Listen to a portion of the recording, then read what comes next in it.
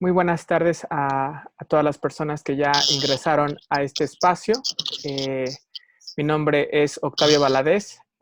Soy miembro del Instituto Transdisciplinario sobre Complejidad Biocultural Gaia, que somos un grupo de académicos que venimos trabajando de una manera más independiente temáticas y problemáticas que consideramos relevantes para este momento tan importante que estamos viviendo como humanidad, pero desde experiencias muy concretas de trabajo. Es el caso de el tema que hoy nos convoca, que es pues hacer una entrevista a un, pues nos parece a un representante importante de un esfuerzo por adecuar la educación a los tiempos que estamos viviendo, que es el caso de nuestro invitado de hoy, que es el profesor Carlos Esquivel. Me voy a permitir leer brevemente su reseña curricular, ¿no? Bueno, el profesor Carlos Esquivel es licenciado en Sociología con especialidad en Educación, egresado del programa de formación para el ejercicio de la docencia en el Centro de Investigaciones y Servicios Educativos de la UNAM. Fue egresado también del programa de actualización y superación académica tercera generación con estancia internacional en Francia en el año 1997 y 1998 y de diversos diplomados sobre educación y complejidad a lo largo de 40 años. Ha impartido múltiples y diversos cursos sobre modelo educativo, didáctica de la historia y enseñanza de la historia. Ha ocupado diversos puestos administrativos en el CCH y a partir del año 2000 se desempeña también como campesino en la Sierra Norte de Puebla bajo un enfoque permacultural. Pues muchas gracias, Carlos, por estar aquí en este espacio, por esta entrevista que nos vas a conceder. Y pues si estás de acuerdo, le entramos de lleno. Se han hablado de muchas de las crisis que el COVID-19, como hoy se le llama a esta pandemia asociada a la infección por el virus SARS-CoV-2, ha afectado o ha abierto una serie de problemáticas añejas que venimos arrastrando como humanidad y que ha puesto en una serie de adversidades a prácticamente 5,000 millones de personas en todo el planeta. Uno de los grandes temas que se han abierto es el tema no solamente de la salud, sino de la educación, en tanto que el confinamiento ha orillado a prácticamente todas las instituciones públicas y privadas a nivel planetario a repensar qué tipo de educación y no solamente qué forma de educación, o sea, no solo los contenidos, sino la forma de educación son relevantes para nuestro tiempo, para esta transición que no solamente está asociada a una pandemia biológica, sino a una crisis económica, a una crisis que, bueno, en el caso de México se asocia también a una crisis con la violencia que se ha expandido en los últimos años. Todas estas problemáticas pareciera que aterrizan en el tema educativo un gran desafío, el desafío de cómo hacer una educación para estos tiempos. Pero más en específico, y es el tema que hoy nos convoca contigo, es pensar el tema de una educación en específico que es la del bachillerato. Porque a veces hablamos fácilmente sobre los problemas educativos en un ámbito muy general, muy abstracto, y perdemos de vista las diferencias que hay entre cada uno de estos niveles. Entonces, antes de comenzar de lleno a la propuesta que tú has trabajado y la red que representas, quisiera que aclararas desde tu perspectiva cuáles son las diferencias más importantes que podemos ubicar en este nivel que es el bachillerato respecto a otros niveles de educación y por qué sería tan importante repensar la educación que se debe de impartir en este nivel como es el bachillerato. Bueno, antes que nada, agradecer a los asistentes a esta charla el tiempo que vamos a emplear para conversar juntos. Gracias, Octavio, por la pregunta. En efecto, para poder entender lo que vamos a plantear, es muy importante situar a este bachillerato. De entrada, estamos hablando de un bachillerato sui generis. Tiene varias características. Primero, ubicarlo en el tiempo. Es fundado en 1971 bajo la dirección del doctor Pablo González Casanova, con un proyecto muy interesante de la nueva universidad. Este bachillerato va a estructurar un plan de estudios que va a tener por finalidad resolver un problema, que era una enseñanza de corte napoleónico, fundamentalmente de corte informativa. Entonces, el primer cambio fundamental es la estructura de su plan de estudios, organizado en áreas de conocimiento. Estas áreas de conocimiento se estructuran básicamente en el manejo de 2 métodos y 2 lenguajes. No se trata entonces de que los alumnos adquieran muchísima información, sino que adquieran las herramientas para adquirir y trabajar con la información. A lo largo de los ya casi 50 años que va a vivir esta institución, se dieron una serie de situaciones que lo hacen peculiar y muy interesante.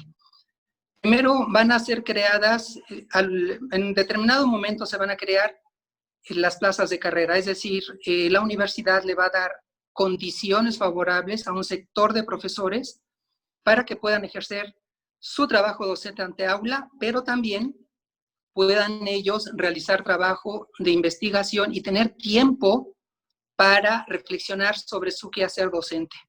Un segundo rasgo que caracteriza a esta institución. Estimado Luis, se está cortando, estimado Carlos, se está cortando un poquito tu video. De hecho, se ha paralizado. Si estás ahí, por favor, déjanos saber qué está pasando.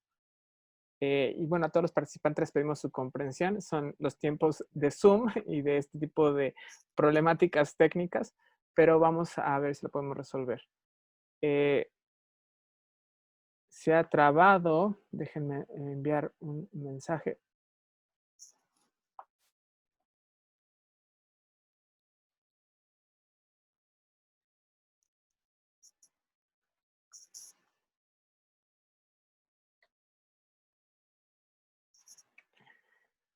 Bueno, mientras tanto, ya Luis, el otro, se me olvidó de hecho presentar mientras el profesor Carlos retoma la conexión. Olvidé comentar, y es una gran omisión, que está también participando con nosotros el profesor Luis Carrión Ramírez, que es un profesor también ya de jubilado del CCH, es importante aclarar eso. Ya está aquí con nosotros otra vez Carlos. Carlos, se perdió la comunicación, entonces ya aproveché también nada más para decir que en esta entrevista va a estar participando también el profesor Luis Carrión para hacer quizás también algunas preguntas y que de algún modo ustedes representan, me parece, una de las versiones más interesantes e importantes de profesores en el campo de los SHs y el bachillerato universitario del que nos estabas hablando. Entonces, si pudieras retomar un poco el hilo justo nos estabas explicando cómo nacían este modelo de bachillerato universitario y qué desafíos específicos tiene. Señalaba que la formación de profesores ha sido una preocupación y ocupación permanente de este colegio. Y en este proceso hay 4 programas que considero que son fundamentales, que han marcado la vida de muchos académicos, entre la de ellos la mía. Es el programa de formación para el ejercicio de la docencia del Centro de Investigaciones y Servicios Educativos. ¿Por qué fue crucial ese programa? Porque nace de la necesidad de los propios maestros. Fueron un grupo de maestras del plantel Azcapotzalco, quien siendo maestras y madres de familia, no se podían trasladar hasta las instalaciones de Ciudad Universitaria, entonces solicitan que ese programa sea traído a su plantel. Fue un logro inédito en la vida del colegio. Los investigadores del centro se desplazaban al centro de trabajo de los maestros. Ese programa se extendió a otros 2 planteles, el plantel Oriente y el plantel Vallejo. Fue un programa fundamental porque permitió algo con lo que el colegio soñaba desde su origen, que era la multidisciplina. Los maestros de las 4 áreas compartieron un mismo espacio, no fueron segregados, fueron formados por este programa, Fue un programa que duró más de 2 años de formación, pero además, quien coordinó este programa, el doctor Víctor Cabello, lo ajustó a las necesidades de los profesores. Entonces, no fue el traslado de una serie de contenidos para un conjunto de maestros. Al final, este programa le hizo ver a muchos maestros que participaron en él que no son correas de transmisión, son intelectuales producentes y que al mismo tiempo que pueden, y esta es otra peculiaridad del colegio, ocupar un puesto docente, pueden ocupar un puesto administrativo y esto les permite tener las dos caras de la moneda.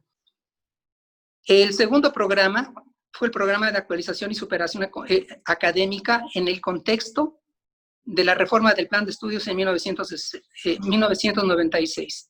Ese programa fue fundamental porque hizo posible otro sueño del propio colegio, que los maestros interaccionaran con las diferentes escuelas y facultades.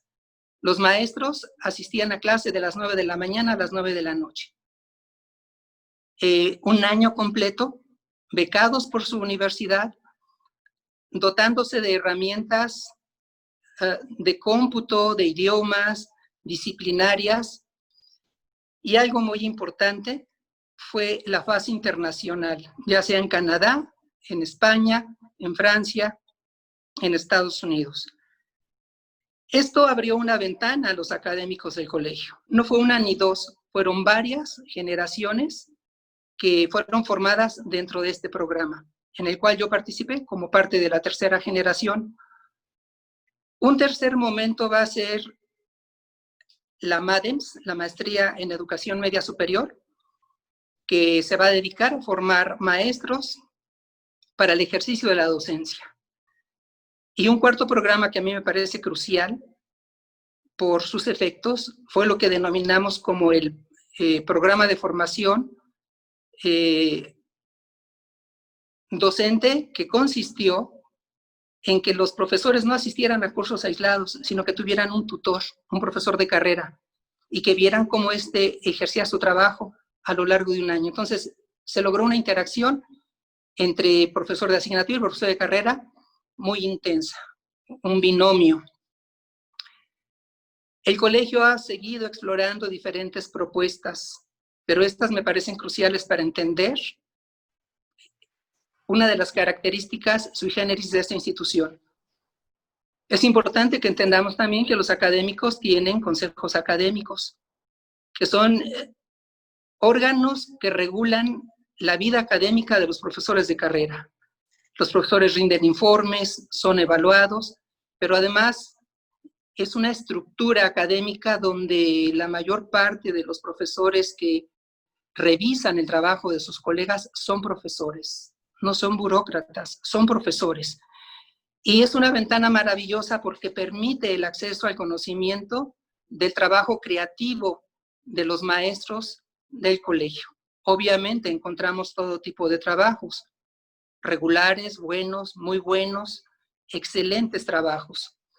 Solo quisiera comentar algo, Carlos, porque no todos son universitarios, no todos conocen a la UNAM de los que están participando en esta entrevista.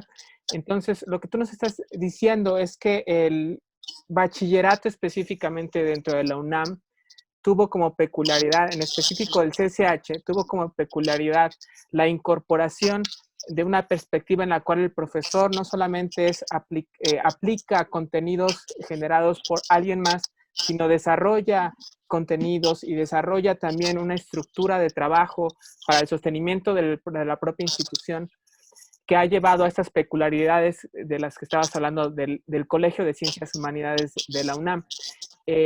Pero lo que a mí me gustaría que también tú pudieras resaltar es por qué, por ejemplo, a la UNAM, en este caso a la universidad más importante de México, le interesó incorporar a un bachillerato. ¿Por qué es tan importante el bachillerato en una perspectiva, en este caso nacional en México, que lo llevó inclusive a incluir una estructura en una universidad de un nivel de educación, en este caso medio superior?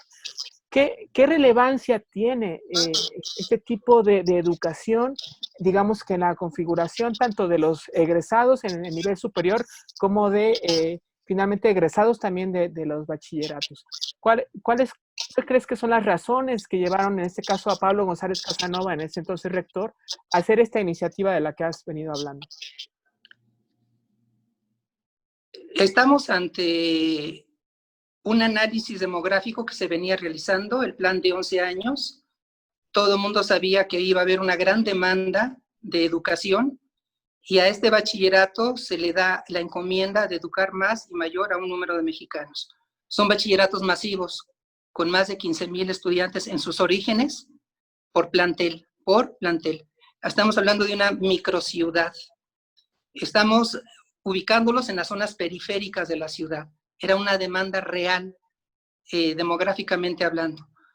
Pero además, en la inserción de los cambios económicos y tecnológicos, el país tenía que dar respuesta a la formación de los jóvenes adolescentes.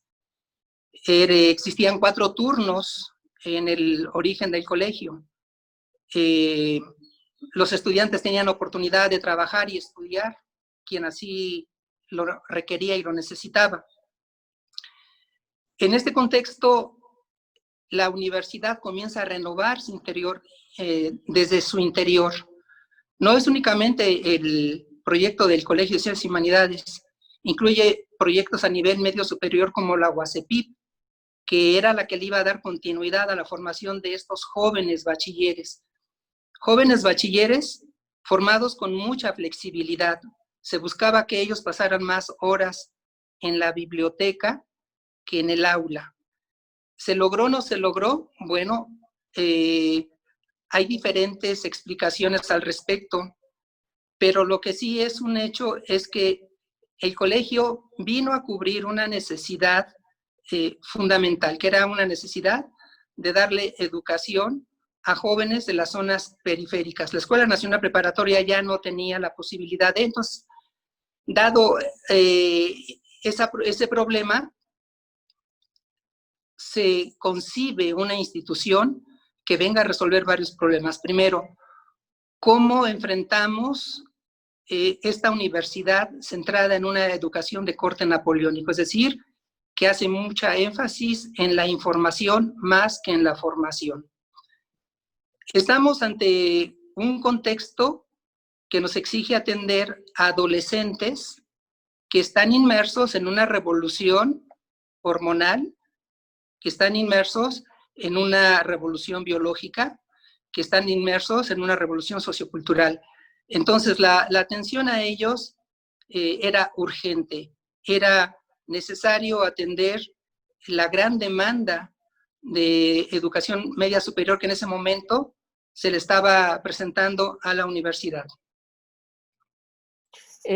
Entonces, lo que estás diciendo es de que, bueno, hay una necesidad de implementar un modelo educativo para estos jóvenes adolescentes que pudiera responder también a los desafíos que en un nivel superior se requerían y de algún modo cubrir un vacío, en este caso del sistema educativo mexicano y en el caso del área metropolitana que tenía jóvenes pues sin acceso a este tipo de educación media superior.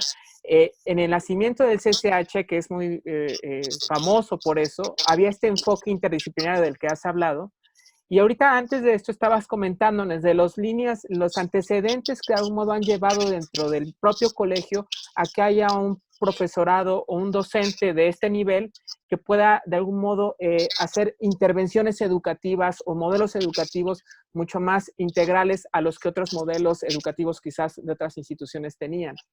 Si bien podemos ahorita suspender o poner en paréntesis una evaluación de todo lo que ha sido esa experiencia, sí nos interesa ahorita situarnos ya en el contexto de la pandemia y ver cómo todo ese antecedente histórico hoy tú ves que se aterriza en lo que ha sido, digamos, que esta pandemia. Es decir, el título de la charla es pasar de una educación basada en temas a una educación basada en problemas. Y esto está de moda en muchos modelos educativos actuales que están diciendo que lo que se necesita es ese tipo de enfoques educativos, pero lo que tú, o lo que aparentemente ocurre en experiencias como las de CCH, es que ya había muchos antecedentes de este tipo de perspectivas educativas.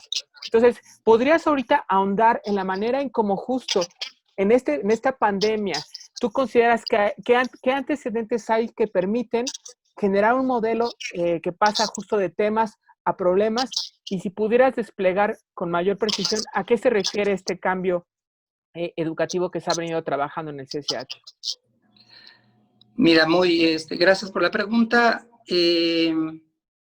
Esto da pie a poder entender esta peculiaridad que estaba señalando en el colegio, que es la formación de profesores. Y aquí sí voy a referirme a otro rasgo importante, que es el trabajo colegiado, que es otro rasgo importante en el colegio. El colegio ha permitido que sus docentes no se encierren en su cubículo, sino que se haga trabajo en las academias, se formen grupos de trabajo a nivel de los planteles o interplanteles. Va a haber una coyuntura muy importante para el colegio, que va a consistir en el ajuste de los programas de 1996, en lo que vamos a denominar como los programas ajustados de 2002-2004. ¿Por qué va a ser importante? Porque ya habían regresado varios de los maestros que fueron formados en el programa de actualización y superación académica.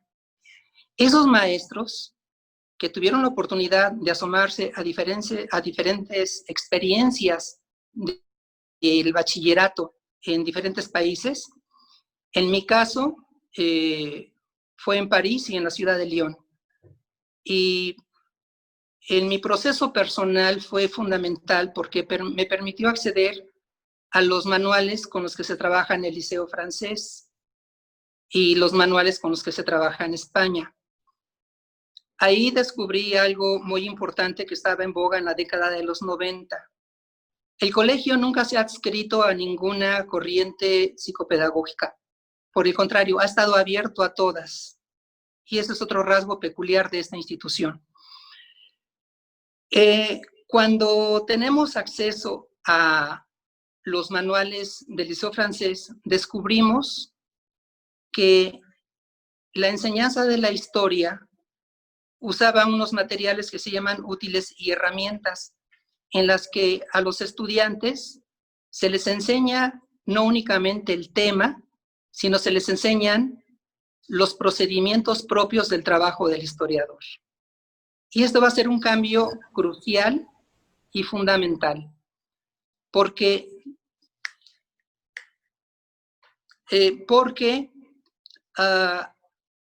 nos va a permitir observar de qué manera la historia va a tener diferentes instrumentos para interpretar los hechos históricos. Y entonces comenzamos a observar que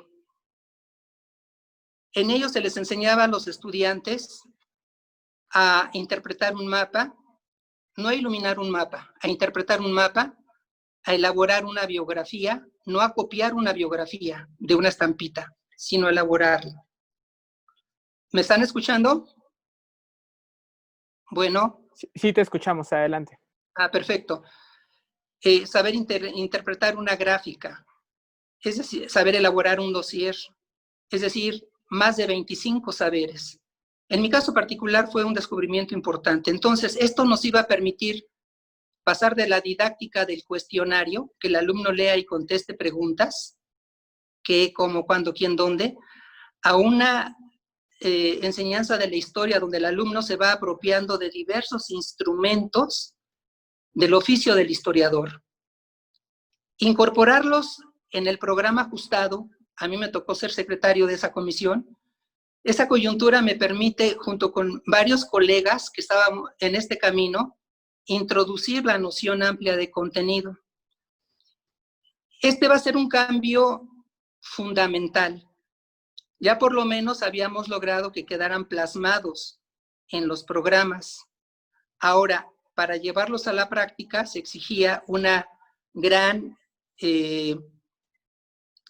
trabajo de formación de profesores. Se requería un gran trabajo de formación de profesores. Esto no iba a ser fácil, era todo un reto, y en este sentido, este proceso nos va a plantear dos cosas. Por un lado, plantearles a los estudiantes los procedimientos propios de la historia, que no vienen de la didáctica, que no vienen de la pedagogía, que vienen de la epistemología de la disciplina. Y por otro lado, nos va a permitir trabajar con ellos una diversidad de procedimientos transversales. Pero también nos va a permitir transformar los temas en problemas. Y aquí quiero compartir con ustedes algunos ejemplos. La unidad 1 para Historia de México es una unidad que nos pide hablar acerca del mundo mesoamericano. Y en esa unidad nos piden, por ejemplo, que nosotros ubiquemos el espacio, Oasis América, Aridoamérica y Mesoamérica. Nos pide que los ubiquemos en el tiempo, identifiquemos varias culturas. Y la idea que el estudiante trae desde la primaria secundaria es que el mundo indígena es algo maravilloso y extraordinario, pero desgraciadamente muerto. Esa es la idea que ellos traen. Entonces, para nosotros era crucial combatir esa idea. Y entonces, el reto era ponerles un desafío intelectual. Vamos a analizar los contenidos de la unidad, pero bajo el siguiente eje de unidad: Mesoamérica, ¿viva o muerta? Y a lo largo de la unidad, cada uno de los temas fueron transformados en pequeños desafíos intelectuales.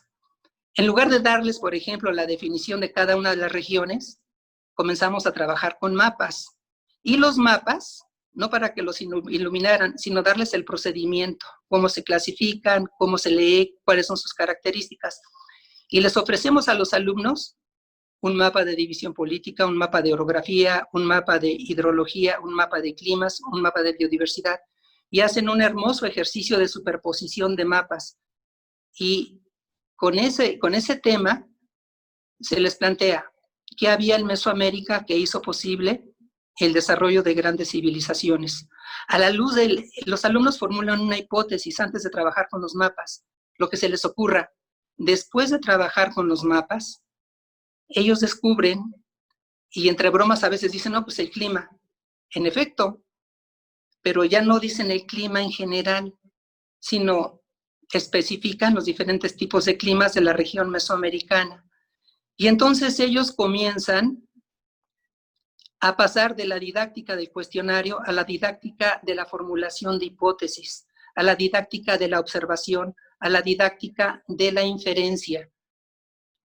Y dentro de esta unidad se va desarrollando cada uno de los temas y concluimos con una actividad que a ellos les parece bellísima, que se llama Museo en el Aula, donde trabajamos el trabajo colaborativo, el trabajo en equipos, de tal forma que con mucha anticipación se le da a los alumnos lo que van a investigar, lo que van a indagar, y entonces un equipo busca información sobre plantas, otro sobre alimentos, otro sobre vestido, religión, poesía, y se hace un montaje al final, se hace un museo. Y con ese museo, cada equipo va explicando una parte, y al final de la actividad, a ver si podemos poner la foto, hijo, al final de la actividad, los alumnos tienen que contestar la pregunta: Mesoamérica, ¿viva o muerta? Y es muy interesante todo lo que sucede en el proceso. Es muy interesante todo lo que sucede en el proceso porque ellos visitan mercados, visitan tianguis,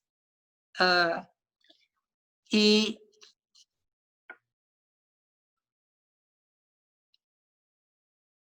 una vez que se monta la exposición, cada uno de los equipos va exponiendo, y al final de las 4 o 5 sesiones de toda la unidad, ellos tienen que concluir.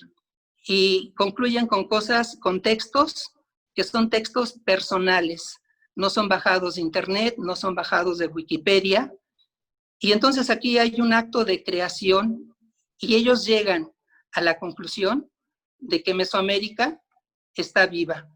¿Cómo está viva? Pues de diferentes, desgarrada, pero viva, desarticulada, pero viva. Y esto, con esta actividad, así hemos ido construyendo de manera colegiada muchas actividades. Por ejemplo, la conquista espiritual, la conquista militar. ¿Cómo fue posible que un puñado de españoles derrocara al ejército mesoamericano más poderoso de ese momento? ¿A dónde nos lleva eso? Después de analizar diferentes documentos y textos, nos lleva a un conocimiento multicausal. El tema, voy a dar un tercer ejemplo, el tema de la conquista espiritual lo podíamos dar como un tema sumamente aburrido, pero estos desafíos intelectuales o problematizaciones permiten tocar dimensiones muy profundas que incluso llegan a causar un shock en los alumnos. El dilema que les planteamos para la conquista espiritual es: ¿la Virgen de Guadalupe, invención o aparición? Y aquí es muy interesante porque confrontan documentos y materiales con las posturas opuestas y ellos van analizando. Simplemente voy a mencionar las dos películas Contrapunto, Guadalupe y Nuevo Mundo. Cuando ellos ven estos dos materiales que sostienen puntos de vista divergentes, les genera una serie de inquietudes de tal forma que esta actividad tan compleja, con cerca de 8 o 10 materiales, los lleva a disertar sobre la pregunta que se les está formulando. Y aquí lo interesante no es cambiar o modificar su punto de vista, sino que ellos sepan buscar información, que ellos en esta revolución socioafectiva en la que están inmersos revaloren sus creencias, sus ideas. Con todo respeto, se hacen los planteamientos, el análisis de los documentos. Esto se dice fácil, pero esto nos ha llevado años de construcción. Estos desafíos intelectuales implican a nosotros como maestros búsquedas de materiales, de lecturas, de intercambio con otros colegas, de evaluar los resultados, de tal forma que lo que hemos hecho con el programa es poner un desafío intelectual para cada una de las unidades, de tal forma que los estudiantes se están preparando, 1, para aprender a buscar información, 2, para manejar con mucha escrupulosidad la veracidad de la fuente. Número 3, aprenden a estructurar un discurso de manera coherente. Al final del curso, ellos terminan altamente motivados y entusiasmados porque ellos hablan de una enseñanza de la historia peculiar.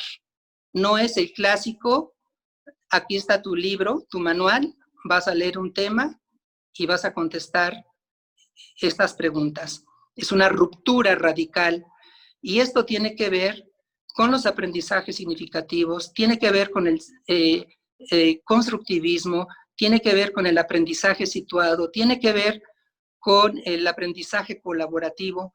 Estas actividades permiten construir grupo, permiten construir equipo y permiten un acercamiento y convivencialidad del maestro con los alumnos muy intensa, muy fuerte.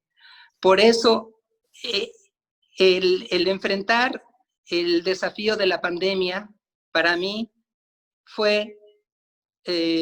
no fue tan problemático. Ante la pandemia yo tenía la alternativa: continúo con mis temas o invento, construyo un dilema.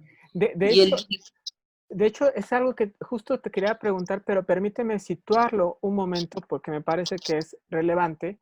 Es decir, que parece que a todas las universidades se les atraviesa de repente o se nos atraviesa de repente la pandemia en términos de los desafíos que ya no solo son intelectuales, sino son desafíos también materiales para todo el mundo, incluyendo a los propios jóvenes. Lo que yo te quería preguntar es justo cómo de repente estamos ante una educación que se tiene que volver, por ejemplo, a distancia, en línea, cómo toda esta crisis que agarra, en este caso, al CCH, al bachillerato de la UNAM, pero en general a todas las universidades prácticamente de todo el mundo, pone en juego o pone a prueba los modelos que en ese momento cada profesor o institucionalmente se estaban implementando y qué de esas estructuras que venían trabajando se sostienen, cuáles entraron en crisis y justo lo que iba a preguntarte es, ¿qué tanto, por ejemplo, este modelo del que has venido hablando se simbra con la pandemia en términos de educación a distancia, en términos de que los estudiantes, por ejemplo, ahorita están saturados de información, o sea, no tienes que estar de algún modo tan interesado en los temas porque aparecen, para tener mucha información, están apareciendo todo el tiempo mensajes, artículos, videos, memes respecto a un evento como la pandemia que hace pensar que en realidad los jóvenes y en general todos, no es que no tengamos acceso a información, sino de hecho estamos saturados de información. Entonces, cuando cae la pandemia, pareciera que cambian las condiciones de la educación y quisiera que tú pudieras narrar cómo entonces tú adecuas todo este sistema a un momento como este y qué ha pasado en tu propio proceso como profesor. bueno, mira, a mí no me agarra descobijado en lo personal, porque desde siempre he trabajado con mis alumnos usando las TIC. En particular, abro grupos en Facebook y ahí les subo materiales, les pido que hagan comentarios, de tal forma que a mí me movió esto en el sentido de la pandemia no significó trasladar a los maestros de las aulas a sus hogares, porque los maestros también tienen familia, porque a los maestros también se les enferman sus hijos, se enferman ellos, se les muere algún familiar, porque todos estamos inmersos dentro de la pandemia. Entonces, esto exige flexibilizar muchas cosas. En mi caso particular, lo que hice fue proponerle a mis estudiantes la elaboración de un trabajo bajo la modalidad que ya habíamos desarrollado en el primer semestre, porque ellos desarrollaron un promedio de 5 disertaciones en el semestre pasado. Entonces ya sabían por dónde íbamos a caminar. De tal forma que el primer aspecto que les pedí, que hice fue comenzar a subir información sobre la pandemia, notas periodísticas, videos, entrevistas, artículos periodísticos. Esto exigió que yo fuera muy cuidadoso en los materiales que estuve subiendo. Y luego les di los lineamientos para elaborar su trabajo. Tenía que reunir las características de un trabajo académicamente, formalmente hecho, y por lo tanto la estructura fue la siguiente: un índice, una introducción, una dimensión histórica, una dimensión geográfica, una dimensión económica, una dimensión política, una dimensión psicológica, las falsas noticias. Podemos pensar un mundo distinto a partir de la pandemia, las conclusiones y su bibliografía. Y a lo largo de más de mes y medio, porque el 2 de mayo les solicité la entrega del trabajo, ellos estuvieron revisando estos materiales. ¿Los revisaron todos? No. Pero sí, de 50 lo revisaron 38, 45 alumnos, 40 alumnos por grupo. Atiendo 4 grupos. Les estuve exigiendo que hicieran comentarios y notas. No, lo dejé de manera flexible. porque sabía que tenían otros maestros y otras materias. Una vez que ellos estuvieron procesando la información, les dije, ustedes pueden consultar las fuentes que ustedes quieran, no se limiten a las que yo les estoy proporcionando. Ellos comenzaron a estructurar su trabajo, algunos se comunicaron conmigo vía telefónica, otros pidieron una asesoría más personalizada. El caso es que de los trabajos que yo recibí, algunos realmente muy buenos, otros regulares, y al final les hice una pequeña, les pedí que hicieran una reflexión en una cuartilla de lo que para ellos significó este trabajo.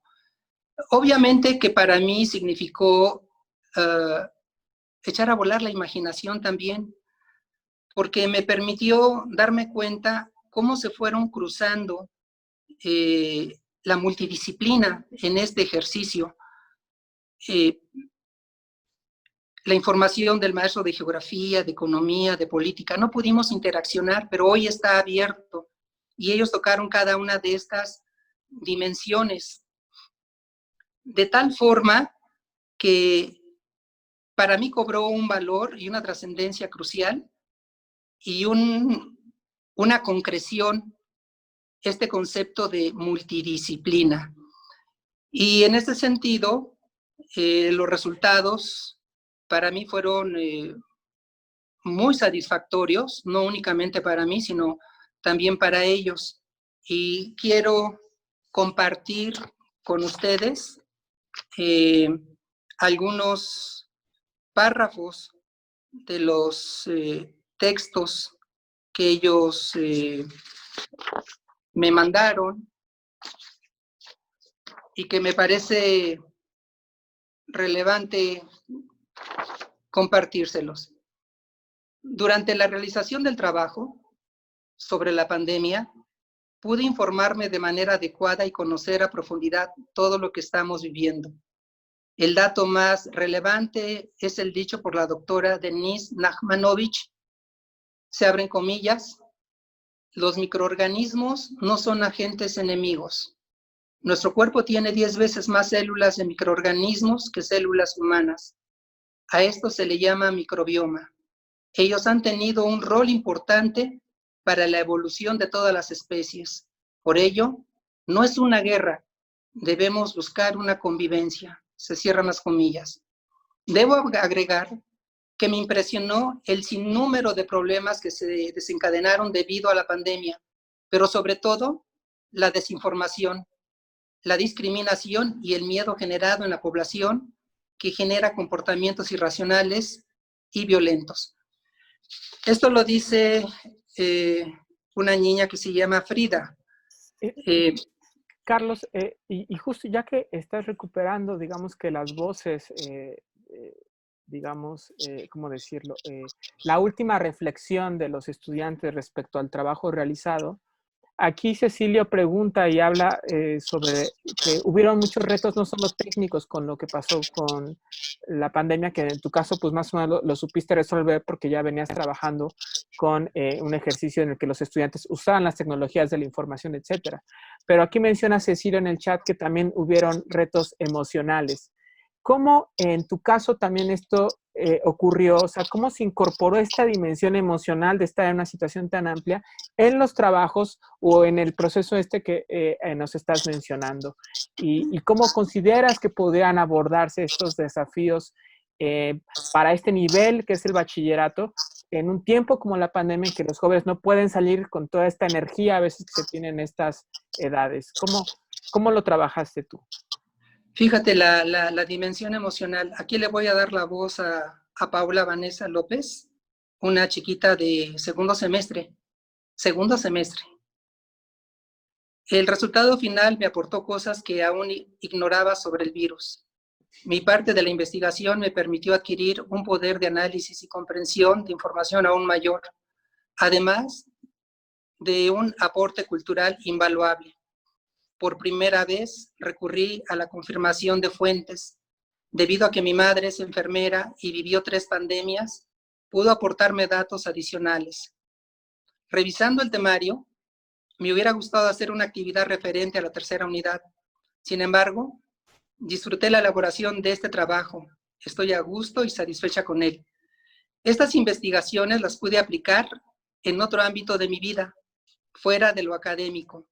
Como ya mencioné, mi madre es enfermera, al igual que todas sus hermanas. Una de ellas es supervisora de una clínica del IMSS, por ende, debía informar al personal sobre el COVID-19. Al enterarse de mi investigación, me pidió ayuda para elaborar su capacitación. Bueno, este es precisamente el núcleo duro de transformar los temas en desafíos intelectuales, dar herramientas a los jóvenes para que enfrenten su vida cotidiana, su día a día, puedan trasladar la información del aula a su hogar, tener elementos no únicamente informativos, sino formativos. Y es obvio, yo por eso dije, parecería fácil trasladar la escuela del aula a la casa, pero se hizo en un contexto muy complicado. No olvidemos que el 50% de nuestra población tiene que salir a la calle a obtener su día a día. Y en este sentido, hubo chicos con los cuales no pudimos tener contacto, no obstante que los buscamos. Y la situación emocional es tan fuerte, esto me lo permitió una plática vía telefónica con un estudiante. Varios de mis hermanos se enfermaron, mi mamá también, pero mi mamá no lograba recuperarse porque tenía mucho miedo. Entonces le pidieron que dejara de ver las noticias por la televisión. Un tío mío habló con ella, yo hablé con ella a partir de lo que me estaba informando y mi mamá logró tranquilizarse y recuperarse. Yo creo que estos testimonios nos hablan de la necesidad de transformar, de cambiar los modelos académicos con lo que hemos venido trabajando. Es muy difícil y muy complicado y muy desafiante, porque yo por eso mencioné esos programas de formación, porque por desgracia no se les dio continuidad, se rompieron. Y el colegio tiene experiencias maravillosas que tiene que recuperar. Entonces, no se trata de, si estamos pensando que vamos a sustituir al maestro, estamos equivocados. La docencia es una relación profundamente humana y en ese sentido ninguna máquina, ninguna herramienta lo va a poder sustituir por más sofisticado que sea. Yo me estaba imaginando ambientes virtuales en los que los docentes no estemos uno de un lado hablando y el otro escuchando, sino que estoy imaginando un aula virtual donde nos podamos tocar, donde nos podamos ver, donde nos podamos captar físicamente. Yo creo que tenemos que hacer un esfuerzo, como lo ha hecho mi institución, con problemas, con limitaciones, con carencias, pero ha hecho un esfuerzo y creo que sigue siendo esta institución una esperanza para nuestra juventud. Estamos hablando de 5 millones de bachilleres. Nosotros representamos una gota en el océano. Justo eso es lo que quería preguntarte, porque lo que ha traído el COVID a nivel planetario y cada vez más cercano es también la emergencia de movimientos encabezados también por, ya no por estudiantes universitarios, sino también por bachilleres, inclusive por estudiantes de secundaria, como es el caso de lo que ha ocurrido en Chile, ¿no? En donde estos jóvenes han tomado literalmente las calles para tener demandas estructurales que exigen un pensamiento bastante complejo respecto al sistema educativo, por ejemplo, ¿no?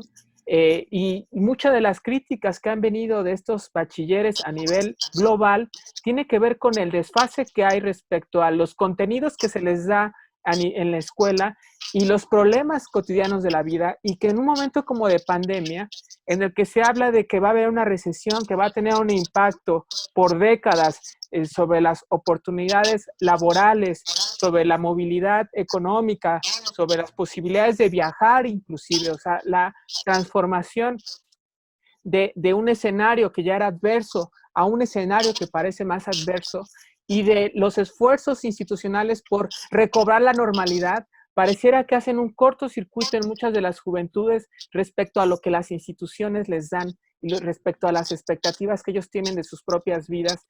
Cuando la promesa universitaria, hoy por ejemplo se habla de que muchas universidades no van a permitir el ingreso, de nuevo ingreso, o se va a postergar, o van a haber nuevos mecanismos, etcétera, etcétera. Es decir, no es tan claro para muchos la manera en cómo la pandemia va a transformar sus futuros profesionales. ¿Cómo una metodología como la que hablas puede, de algún modo, posicionarse en estos tiempos de incertidumbre para los jóvenes? ¿Qué implicaría hacer en el salón de clases de tu perspectiva e ir subiendo en escalas a lo que las instituciones educativas tendrían que contemplar para esto? Sí, gracias, Octavio. La pregunta es muy compleja. Yo creo que no hay recetas. Lo que sí creo es que las instituciones tienen que trabajar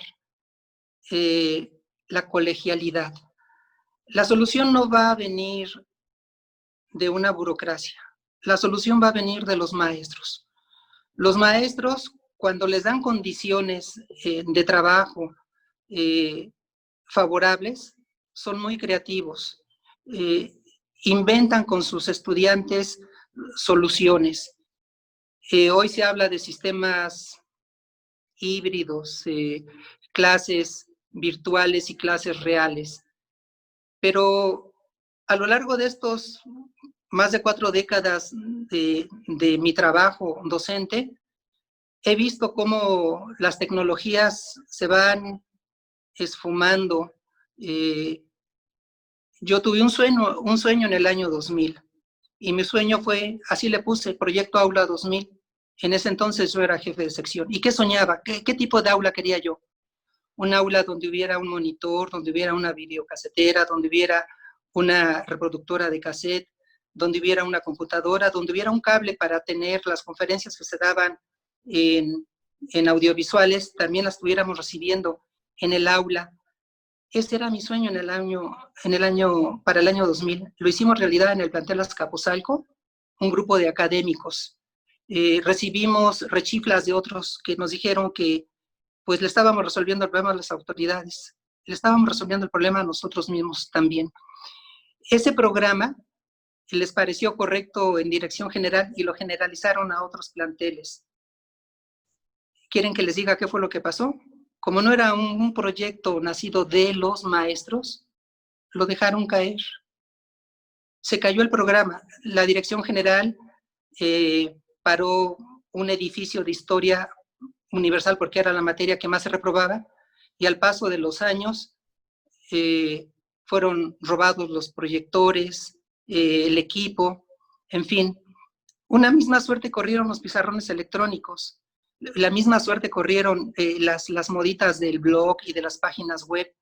Me tocó vivir todo ese tipo de cosas y hacerlo.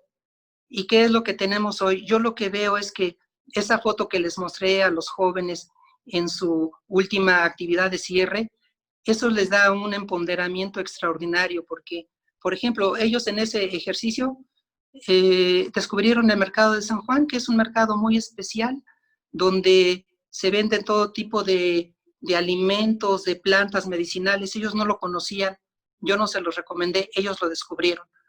Entonces yo creo que la solución tiene que ser construida entre estudiantes, profesores y con el apoyo abierto, franco, decidido de sus autoridades en los planteles, porque donde han funcionado los apoyos, las cosas han caminado. Entonces yo no veo fórmulas mágicas. Sí creo que vamos a entrar en un momento de mucha angustia, todo el mundo vamos a querer manejar las últimas tecnologías, pero creo que al final nos vamos a dar cuenta que lo realmente valioso es el acto comunicativo, es el cara a cara. Me voy a poner por un momento, y porque me interesa tu opinión como profesor que tiene tantas décadas de experiencia en este bachillerato de la UNAM, público, gratuito, ubicado en las periferias. respecto a dos problemáticas que son del todo conocidas y que creo que la pandemia también ha evidenciado y que tiene que ver, por un lado, con la precariedad de las condiciones laborales de un amplio sector de profesores a nivel bachillerato, que no es que no, por ejemplo, no tengan la intención de aplicar metodologías y didácticas innovadoras, sino que a veces la saturación laboral por aplicar estas metodologías, perdona, la saturación de la carga de trabajo por mantener un salario más o menos estable y digno, que no pueden tener sino dando 40 horas a la semana de clases, les impide a muchos de ellos realmente estar pensando en la didáctica, estar pensando en otra cosa que no sea de algún modo un sistema de educación en masa, ¿no? Dar clases a 50, ver cómo los pasamos y lo que sigue. Eso por un lado. Y por otro lado, hablar de algunos estudiantes que, digo, antes de que pasara la pandemia, varios de los SHs, en el caso de la UNAM, estuvieron cerrados, ¿no?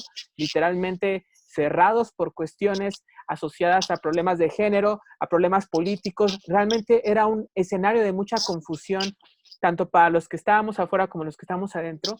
Y mi pregunta es, ¿qué riesgos tú ves también que se pueden tener si no se atiende la complejidad, en este caso del bachillerato, por todos los actores que has involucrado, digo, que has ahorita mencionado, que están involucrados en cualquier solución?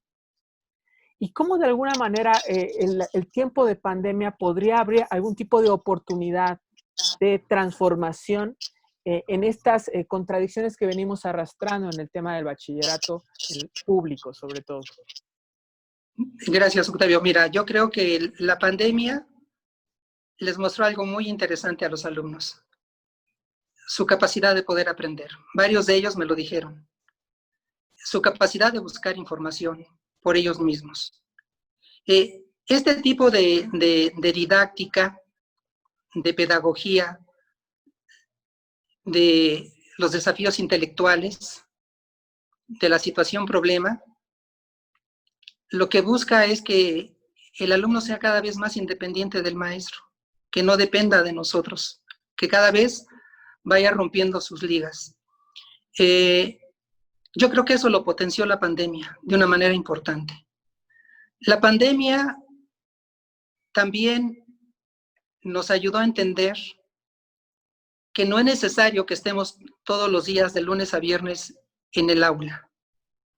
Y esto lo veo yo en el contexto del caos automovilístico en la ciudad.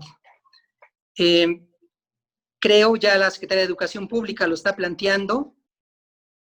Ya el COVID le resolvió a los maestros del CCH los grupos de 50 alumnos, que era una demanda de los maestros desde hace muchos años. Nunca pensamos que un virus nos las fuera a resolver. Yo creo que nunca más vamos a tener grupos de 50 alumnos. Entonces, vamos a tener grupos de 25 en una sesión, otros 25 en otra sesión, y la otra sesión va a ser virtual. Yo le veo esa es otra virtud de la pandemia. Nos enseñó que teníamos que romper con la rutina de lunes a viernes. Nos enseñó que teníamos que romper con la rutina de las 7 de la mañana a la 1 de la tarde. Nos enseñó que los alumnos pueden tener mayor flexibilidad si tienen los repositorios de información a la mano para revisarlos cuando ellos lo necesiten y lo quieran. Nos enseñó que es importante tener un tutor dispuesto a atender sus dudas, sus requerimientos. Nos enseñó que tenemos que tratar mejor a nuestros maestros. ¿Cómo tú consideras que se podría de alguna manera aprovechar las experiencias que tanto tú como otros profesores tienen respecto a lo que han vivido? Por ejemplo, ahorita están poniendo algunos de los problemas que han emergido y que me hace pensar que hay profesores que literalmente se están dando cuenta que, por ejemplo, no tienen herramientas para lidiar con jóvenes o con ellos mismos en términos de la crisis emocionales en las que están, por ejemplo, ¿no? O sea, ¿qué tipo de aprendizajes tendría que tener el propio profesor para lidiar con estos escenarios? Esa sería, de alguna manera, una pregunta. Y la otra es, ¿qué tan importante tú ves el ánimo, la manera en cómo el profesor está posicionándose ante esta coyuntura planetaria en el resultado o en el producto educativo que emane pues, de sus cursos, ¿no?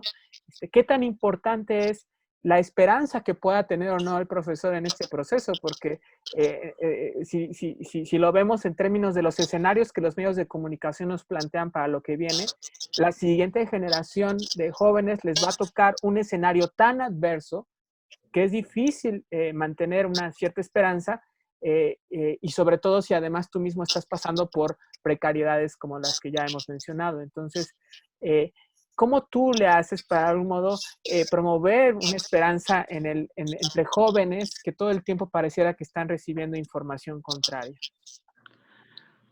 Bueno, empezamos por la primera pregunta, Octavio, gracias por la pregunta. Mira, en el colegio existe un departamento de psicopedagogía. Son algo así como 5 psicopedagogos para atender 15,000 estudiantes. Pero tenemos una herramienta que es la Gaceta CCH Oriente. Son 12,000 estudiantes y parece ser que la Gaceta se hacen tirajes entre 2,000 y 3,000 números. Pero bueno, sirve. Nuestros compañeros semana a semana escriben un texto que se llama Psicopedagogía y en ellos abordan problemáticas actuales y coyunturales de los adolescentes. En el colegio existe un programa muy interesante que es el programa de tutorías. Yo he sido tutor de mis grupos durante 5 años. Estoy convencido que el buen maestro es un buen tutor. O sea, no necesitan darle al maestro la denominación de tutor. Pero a través de la tutoría, los maestros tenemos la oportunidad, que es mi caso, de analizar ese documento llamado Psicoorienta. Y en él se abordan temáticas diversas que viven los adolescentes de manera cotidiana. Ese es un buen vehículo para alguien que no somos psicólogos, poder discutir, poder comentar, poder reflexionar de manera colectiva. Sí, es cierto, existen casos extremos donde los estudiantes requieren ya una ayuda especializada y pues lo que hacemos como tutores es canalizarlos hacia el departamento de psicopedagogía y ellos a su vez, cuando se satura con la FES Zaragoza, con la facultad donde también está psicología. Eso por el lado de la parte emocional. Y yo creo que esa es una dimensión que tenemos que entender, porque no solo somos cabeza, sino también somos corazones, y no únicamente sufren nuestros adolescentes, también los maestros tenemos nuestros propios problemas. Y también requerimos atención y también requerimos apoyo. En el aspecto del ánimo de los maestros, yo creo que pues sabemos un sector, Octavio, reducido de profesores que tenemos condiciones excepcionales, que somos los profesores de carrera. Sí es necesario que la universidad haga un mayor esfuerzo por abrir plazas. Estamos en un cambio generacional, eso también es importante. Los maestros fundadores pues están yendo, hay una nueva generación de maestros con otras motivaciones y en ese sentido creo que tenemos que crear estructuras de diálogo, de intercambio de información. Yo apuesto, Octavio, al trabajo colegiado, que no es un espacio donde únicamente los maestros intercambiamos experiencias académicas, son espacios de convivencia, son espacios de amistad, donde se crean redes de ayuda, de colaboración entre los colegas. Y creo que esto nos hace mucha falta y tiene que ser apoyado, auspiciado por las autoridades en turno. Esto no podemos echarlo en saco roto. Entonces, estamos ante múltiples desafíos. Creo que has mencionado uno que es muy interesante porque yo tuve que tomar decisiones, en lugar de estarlos molestando y ya leíste y no subiste la nota y no comentaste nada, los dejé con mucha flexibilidad, que fueran leyendo, que no me fueran reportando nada de manera cotidiana.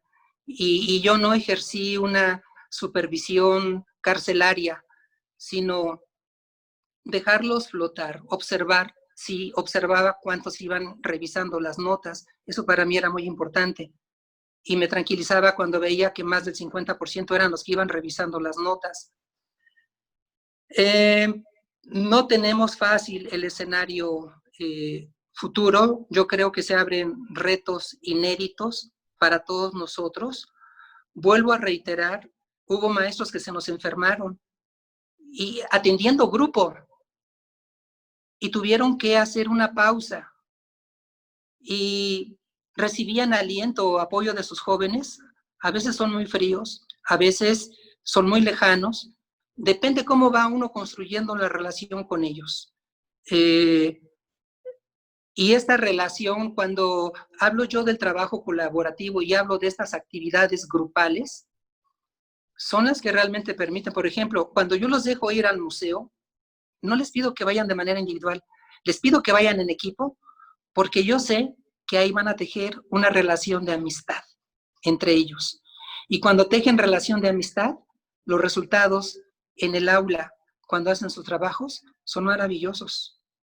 Yo siempre he dicho, son jóvenes, pero no son tontos. Y si al joven le ponemos la información verdadera en sus manos y que ellos aprendan a discriminar y que pongan en duda nuestra propia información, yo creo que estamos logrando algo excepcional. Y esto lo ha venido logrando el colegio. Entonces, esta dimensión que tú señalas, la dimensión emocional, no podemos pasarla por alto. Y en este contexto, pues todo el mundo tenemos que hacer lo que esté de nuestra parte. Y me refiero, y estoy pensando en la autoridad educativa, ¿no? Si gustas, Carlos, estamos ya en la parte final, pero me gustaría abrir el micrófono o el chat para que puedan hacer preguntas las personas que están en la sala virtual. Entonces, solo les voy a pedir que pueden aquí solicitar la palabra, que sean muy breves y concretos. Si se alargan, les voy a tener que pedir que lo vayan cerrando. Pero adelante, ¿alguien quiere hacer alguna pregunta o comentario a lo que aquí se ha dialogado?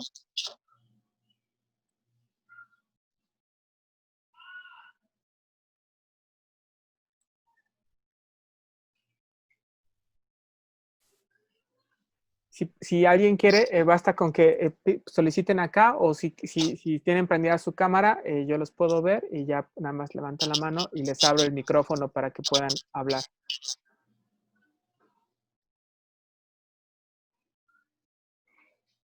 Bueno, sí, perdón, ahí está Luis. Luis, adelante.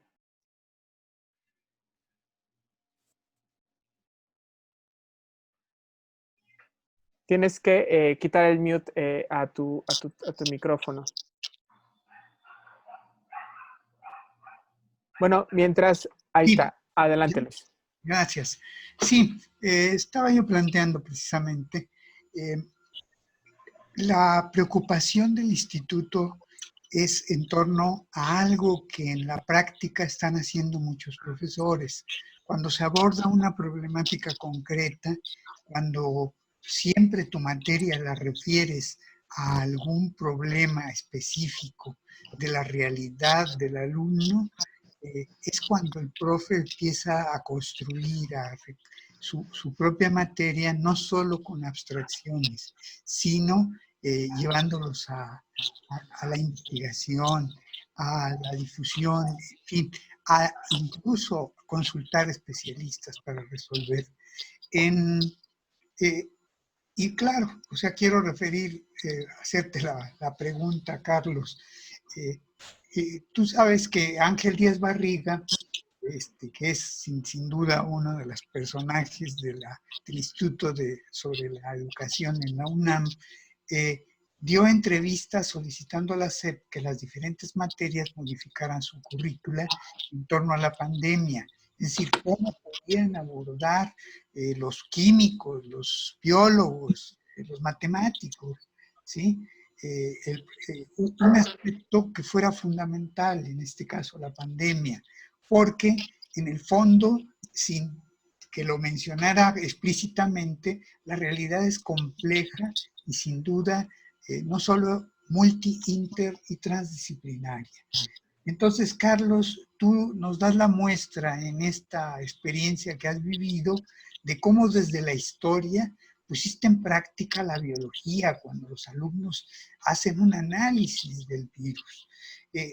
Pusiste en práctica la psicología cuando los haces reflexionar en torno a la problemática que bien nos referiste, vive la familia, en el miedo, en la angustia, como lo señala muy bien Cecilio.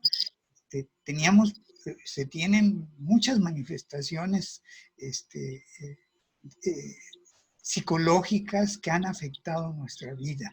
Pero tú lo abordaste también, sin duda, como la propia historia nos lo propicia, desde la economía, la geografía, la ciencia política, que les llevó incluso a cuestionar el régimen social en el que vivimos, a cuestionar este capitalismo salvaje en muchas ocasiones que nos lleva a esta epidemia que estamos viviendo. La pregunta muy concreta que te hago es, ¿esto significa que debemos modificar nuestra currícula, nuestra pedagogía y nuestros materiales de enseñanza-aprendizaje? Y claro, el otro aspecto es, ¿están preparados los profesores para un abordaje como el que realizaste? Sí, gracias. Gracias, Luis. Señalas aspectos muy importantes. En efecto, para el caso de la disciplina que yo enseño, que es Historia Universal e Historia de México, el eje que atraviesa los programas es el origen, desarrollo y estado actual del capitalismo. Y esta indagación les permitió descubrir cómo en esta etapa del capitalismo las políticas neoliberales llevaron a la privatización de los sistemas de salud. Y en el caso de México fue prácticamente su desmantelamiento. Entonces, no se quedó únicamente en la dimensión natural, sino conectaron lo natural con lo social y sus efectos prácticos en la vida cotidiana de sus familias. Tú me preguntas si estamos preparados. Yo creo que hay condiciones en cada uno de los planteles para que los maestros podamos aprovechar esta coyuntura que nos abre la pandemia. Para mí fue realmente un gusto ver el video del doctor Ángel Díaz Barriga, cuando en una entrevista que le hacen, él señala que hubiera sido un momento propicio para que la SEP hubiese cancelado sus programas normales y hubiera tomado como tema de reflexión en la casa con los niños de la primaria, la secundaria, el bachillerato y superior, este asunto. Yo quise imaginar lo que estaba planteando el doctor Díaz Barriga, que me dio mucho gusto escucharlo porque confirmó lo acertado de mi decisión. Yo también dudé, pero por fortuna el programa de estudios, tanto de Universal como de México, me hace un intersticio para haberlo implementado como lo implementé. Y en ese sentido creo que ese es otro de los desafíos que nos está planteando esta pandemia. Si antes lo planteábamos como una posibilidad lejana, hoy es una urgencia, es una necesidad presente. Necesito cerca de mí al biólogo, al psicólogo, necesito cerca de mí al comunicólogo, necesito cerca de mí al geógrafo, al economista. Tenemos que sentarnos, aunque sea de manera virtual, para construir propuestas que le permitan a este país como nación llevar toda esta información hasta el último rincón de todos los hogares. Y esto será posible gracias a la escuela, porque la escuela está en todos lados, en los más lejanos. Y esto obviamente requerirá un esfuerzo enorme, como el párrafo que les leí, Luis, donde esta chiquita decía: me dio mucho gusto haber ayudado a mi tía en la elaboración de sus materiales para la capacitación de su personal. Entonces, eso es lo que nos da fuerza y mucha confianza, y ver cómo nuestros alumnos trascienden sus trabajos por la mera búsqueda de una calificación y los transforman en instrumentos de acción. Eso es fundamental. Muchas gracias, Carlos. ¿Alguna otra pregunta o comentario que se quiera hacer de las personas que están participando en este espacio? Si no, pueden alzar la mano así, si tienen la cámara prendida, y ahorita les abro el micrófono. ¿Nadie? Bueno, yo haría entonces una última pregunta para ir cerrando y para invitar a las personas. Carlos, en tu reseña curricular mencionas que también eres campesino.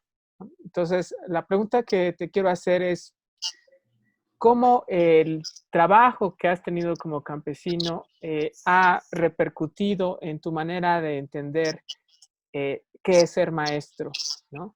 Y tu manera de actuar y de trabajar la docencia con los jóvenes adolescentes? Y cómo podríamos de ahí aprender aquellos que no tenemos la oportunidad a veces de serlos, ¿no? O creemos que no podemos, ¿no? ¿Cómo podríamos aprender de esa experiencia? Sí, gracias, Octavio. Yo creo que la primera lección que te enseña el campo es a ser paciente, versus la cultura de me tomo una aspirina y me quita el dolor, sin importarnos lo que está detrás del dolor. Entonces, el campo lo primero que nos enseña es ser pacientes, saber esperar. Una de mis experiencias en el campo es que en una ocasión sembré una fila de higos y iban unos maravillosos. Yo estaba muy contento, unos se iban muriendo, y el más hermoso, se vino una helada y mató a varios. Y el que tardó en salir fue el que sobrevivió. Entonces, para mí es una lección profunda. Tienes que dejar que corran los tiempos que tienen que correr para que se logren madurar ciertos procesos. Una segunda anécdota que les voy a comentar es, a petición de algunos de mis alumnos, introduje el cultivo de milpa en el plantel. Llevamos 4 años sembrando milpa. Y les dejo un ejercicio que me parece muy, muy interesante. Les dejo que siembren rábanos y que siembren jitomate. Yo no les digo cómo lo hagan, ellos tienen que buscar la información. Les doy algunos portalitos. La Huertina de Tony, por ejemplo, es un español, muy interesante su trabajo de años. ¿Cuáles son las lecciones que ellos dicen? Bueno, este señor está chiflado, es el maestro de historia, y me pone a sembrar rábanos y me pone a sembrar jitomates. Y luego nos lleva a una milpa. Incluso fui cuestionado por el director en turno, porque pues cómo, siendo yo maestro de historia, estaba yo trabajando la milpa con mis alumnos. Eso no tenía nada que ver con la enseñanza de la historia. Bueno, le tuve que hacer un texto a la coordinadora de mi área, donde le explicaba que la milpa es el elemento de identidad de este pueblo. Es una de sus raíces fundamentales. Y sin maíz, no hay país. Y entonces, en este sembrar rábano y sembrar jitomate, ellos tienen que descubrir 2 lecciones. El rábano, porque en 4, 5, 6 semanas ya tienen el producto, ya lo pueden cosechar, es muy rápido. El jitomate se lleva meses, pero el jitomate les da una lección importantísima. Si tú no le pones una guía a la planta, se arrastra, se va por el suelo, no se puede levantar. El jitomate necesita una guía. Eso es lo que hace su maestro. Su maestro es una guía que los ayuda a que ellos florezcan, a que ellos se desarrollen. Yo creo que Este trabajo permacultural a mí me permitió pensar en un plantel, en un bachillerato ecológicamente sustentable. Nosotros estamos ubicados en la zona oriente de la ciudad y tenemos problema de agua. Incluso se han suspendido las clases cuando no hay agua porque los sanitarios no pueden funcionar. Y tenemos una población de 12,000 estudiantes. Entonces, una solución o 2 o 3 soluciones para nuestro plantel que ya he venido discutiendo con algunos colegas son los sanitarios ecológicos secos. Vamos a ahorrarnos mucha agua y vamos a producir abono. Y vamos a tener captación de agua de lluvia. En esta ciudad llueve 6 meses al año. Entonces podemos tener en sendas cisternas almacenamiento de agua. Estas son algunas de las enseñanzas que el campo me ha dejado y que he logrado trasladar. ¿Por qué la permacultura? Porque si ustedes consultan la flor de la permacultura, basta con que le pongan en Google flor de la permacultura y va a aparecer ahí una flor de 7 pétalos donde van a observar algo maravilloso y extraordinario. ¿Qué es lo que van a observar? Cómo todo está conectado y relacionado. Y esta flor nos plantea, si la analizan a fondo, van a encontrar todas y cada una de las disciplinas de las que ustedes trabajen, sean ingenieros, sean químicos, sean lo que sean, ahí vamos a encontrar todos un lugar donde interaccionamos con lo demás. ¿Y por qué la permacultura? Porque la permacultura no es un sistema agrícola, es un sistema de diseño. Y el maestro es un diseñador de estrategias. Es un diseñador que contribuye a que nuestros alumnos diseñen su adolescencia en esos 3 años que pasan por nuestras manos. Entonces, el contacto con la naturaleza, un pie adentro de la escuela y otro pie afuera, requerimos reconectar la escuela con la vida. Y entonces la permacultura me ha permitido a mí acercar a mis alumnos al contacto con la vida y a tener una relación de respeto con lo que comen y entender que somos lo que somos, producto de esta raíz mesoamericana que ellos la descubren en ese bellísimo ejercicio de Mesoamérica viva o muerta. Y entonces comienzan a reconceptualizar palabritas como naco, indio y cosas de esa naturaleza. Las tienen que repensar y tienen que reestructurar sus valores. Entonces, el ser campesino permacultural ha contribuido a darme una visión distinta de lo que es una escuela. Y yo sueño con un plantel ecológicamente sustentable. Pues suena un sueño que muchos quisiéramos, haber estado en una escuela como esa, y habla también quizás de horizontes necesarios, sobre todo cuando estamos hablando de una pandemia que puede generar hambre y que nos obliga a países como el nuestro a pensar en cómo producimos alimento y cómo nos alimentamos en un sentido muy amplio, no solamente con comida, sino justo con la cultura, con todo aquello que nos hace también ser humanos. Quisiera agradecerte a nombre del Instituto Gaia por esta entrevista, decirles a todos los participantes que vamos a subir esta entrevista a YouTube y a las redes y que estamos en pláticas con Carlos y con varios de los profesores aquí presentes para elaborar propuestas de formación, un taller queremos hacer para poder dar hilar fino la propuesta, las metodologías que se han trabajado en la UNAM, en el bachillerato universitario, pero también en otros espacios, en otros contextos, que puedan contribuir a que el profesor, sobre todo, tenga herramientas y testimonios y experiencias que permiten lidiar con la complejidad que ya están lidiando en sus propios salones de clases. Aquí lo mencionaban efectivamente, algo que hay también como desafío es que las personas que están lidiando con la pandemia desde las zonas marginadas están teniendo experiencias muy diferentes a otras que no están en ellas. Entonces, esa es parte de la complejidad y por eso requerimos no solamente una entrevista, sino procesos de formación y capacitación, ya sea de parte de las autoridades o generadas autogestivamente, autoorganizadamente. Y esta creo que es una de ellas. Entonces, muchas gracias a todos por su participación. Les estaremos informando de las posibles actividades que haremos con este grupo de profesores. que creo que pueden contribuir mucho a esta discusión tan importante de la educación en tiempos de COVID.